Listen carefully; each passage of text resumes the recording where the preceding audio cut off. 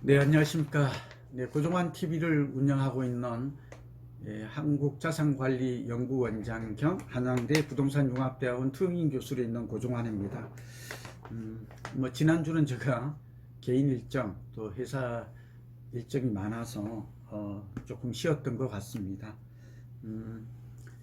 두 개 정도를 이제 이번 주는 녹화해서 여러분에게 선보일 예정인데요. 하나는 새 정부 최대 수혜주는 어디일까? 윤석열 당선인이 최근에 이제 용산으로 대통령 집무실을 옮긴다든지 하는 그런 큰 메가톤급 핫 이슈가 있고, 또 하나는 재건축 재개발을 좀 활성화하겠다. 이제 공급을 늘리고 재건축 재개발 활성화, 규제 완화, 세부담 정상화, 그리고 대출 규제 완화 등 여러 정책이 이제 가시화될 것으로 보입니다. 아무래도 5월 10일 날 취임을 하지만 인수위가 한 두 달 정도 이렇게 가동이 되니까 이때 그동안의 공약들이 많이 실행 방안, 액션 플랜이란 이름으로 많이 나올 것, 좀 구체화될 것 같고요. 그런 것들이 어떻게 시장에 영향을 미칠까, 그런 점들이 국민들의 큰 관심사인 것 같습니다. 그래서 오늘은 새 정부 최대 수혜주는 강남, 여의도, 목동, 그 다음에 용산, 분당이다.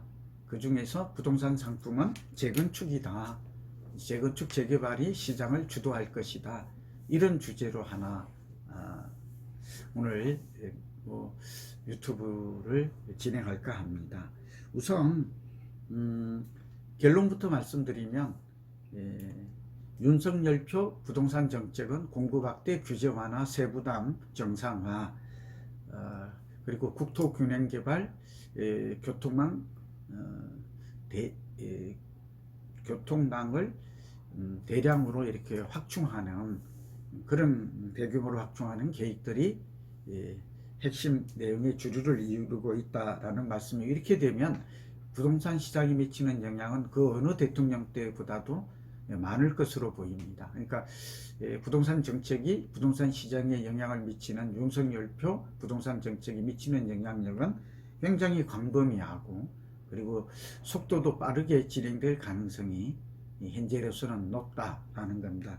첫째 내용을 한번 보면 공급 확대 및 재건축 활성화를 꼽을 수 있는데요. 5년 동안 250만 호, 수도권 150만 호, 이 130만 호에서 150만 호로 확대되겠다고 이제 또 늦게 발표를 했고요. 역세권 전용주택 30만 호, 첫째 원가주택 20만 호. 그러니까 역세권과 청년들을 위한 원가주택, 원가주택이란 뭐죠?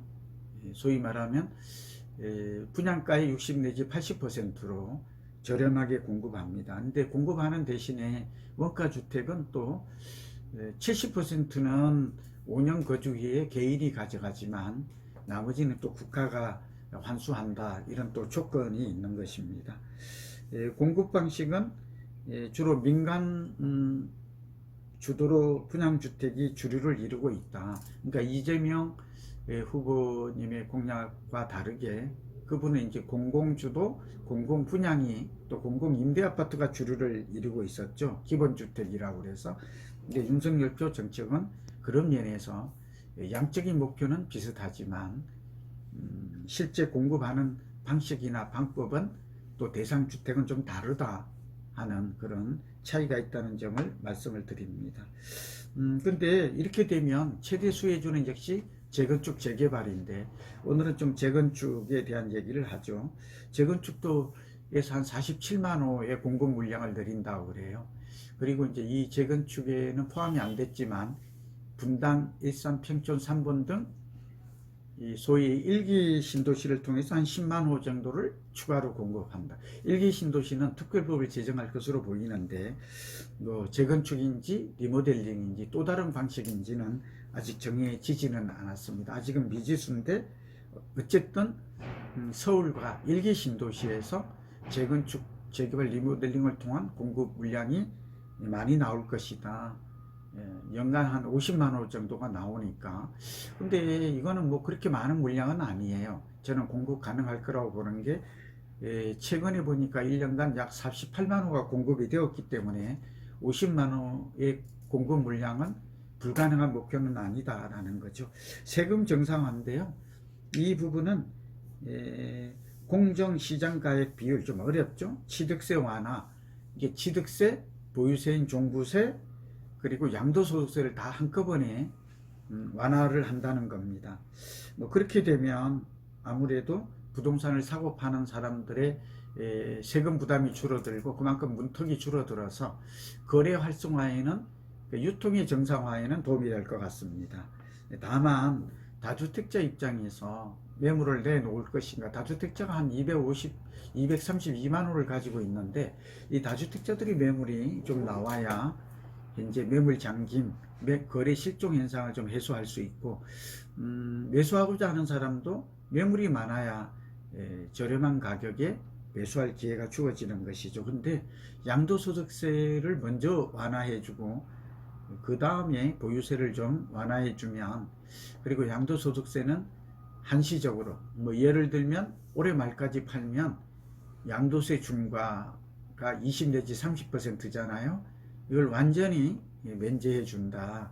그리고 내년 상반기까지 팔면 또 완전히가 아니라 여기 부분적으로 좀 완화해 준다라든지, 그렇게 한시적으로 기간을 정해서 감면 혜택을 줄 때 과거 경험을 보면 가장 효과가 높습니다. 저는 뭐 개인적으로 인수위 과정에서 그런 것들이 좀 다듬어졌으면 속도 조절이랄까, 다주택자들이 양도세를 빨리 내놓을수록 시장 안정에는 도움이 되니까 윤석열 당선인의 뭐 정책도 시장 안정이지 않겠어요? 그리고 두 번째가 서민 주거복지 향상이겠죠? 그리고 이제 젊은 사람들이 내 집 마련을 할 수 있도록 대출 규제, 특히 LTV를 80% 낮춰준다는 거거든요. 생애 최초 주택, 신혼부부 주택에 대해서.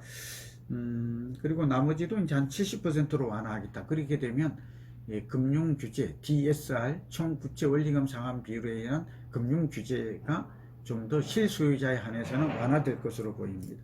대중교통망 확충인데요. 이 부분은 GTX A, B, C, D, E, F가 있습니다. 좀 설명이 필요한데 그전에도 했고, 제가 매일경제에 고조만 치면 제가 지난주 금요일에 칼럼이 나왔었거든요. 그래서 그게 13일자인가? 18일자 금요일에 저의 글이 실려 있으니까 이걸로 좀 한번 다시 봐주시면 좋을 것 같아요. 그리고 이제 여기에 따른 가장 궁금한 게 윤석열 당선인의 부동산, 새 정부의 부동산 정책 내용이고, 이런 정책은 어떤 영향을 미칠까 하는 건데 두 가지 영향을 좀 따져봐야 될 것 같아요. 단기적으로는 재건축 가격이 오를 것 같아요. 재개발과 함께. 재건축, 재개발 지분 가격이 오르면 사실은 이게 이제 주로 이 혜택을 받는 지역은 강남, 지금 벌써 잠실중앙단지, 음마아파트, 그리고 압구정 아파트, 이런 것들이 주목받고 있잖아요. 그리고 여의도나 목동도 들썩이고 있고, 중계상계도 마찬가지인데 이제 용산까지 여기에 가셔야 할 것 같아요. 이 용산은 좀 따로 다시 설명을 드리고, 그래서 이런 것들이 오르면 그 주변 지역이 또 오르겠죠. 그리고 재건축만 오를까요? 뭐 구축 아파트, 신축 아파트도 가격 상승에 압력을 받을 겁니다. 그렇게 되면 결국은 서울은 시간이 지나면 강남 재건축, 한강변을 중심으로 오르던 것들이 또 지역도 확산이 되고, 그 다음에 재건축에서 구축, 신축으로까지 확산될 여지가 높죠. 그래서 그런 아파트, 그 중에서도 가장 어떤 아파트가 투자 가치가 높을까? 살기 좋고 사기 좋은 아파트를 저는 슈퍼 아파트로 규정을 했잖아요. 고종안에 살집 팔집, 그 책에서도 나왔고, 또 맞춤형 아파트 추천 앱 또는 아파트 가치 분석 및 가격 예측 앱이라고 하는, 살집 팔집 다들 아시죠? 우리 방송 유튜브 보시는 분들은 무료니까, 이게 유료로 전환될 수 있으니까 얼른 가입하셔서 보시는 게 좋을 것 같아요.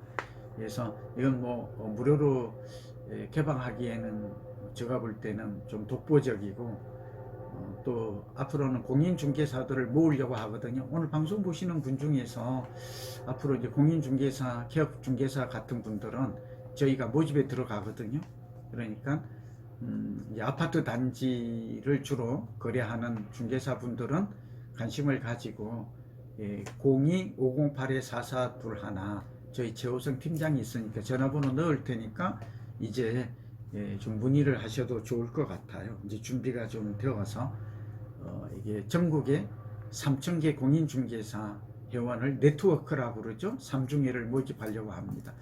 다시 말해서 자산관리형 안심중개 서비스를 하는 것이죠. 이제 살집 팔집에서 말하는 가치 분석 시스템도 하고 세금 분석도 해주고 입지 분석도 해주고 권리 분석도 해주는, 말하자면 고객의 입장에서는 더할 나위 없이 좋은 새로운 서비스, 과학적 분석 서비스가 데이터 분석에 의해서 이제 제공이 됩니다. 최소한의 비용으로 시작하려고 하니까 관심 있는 분들은 전화를 주시고요.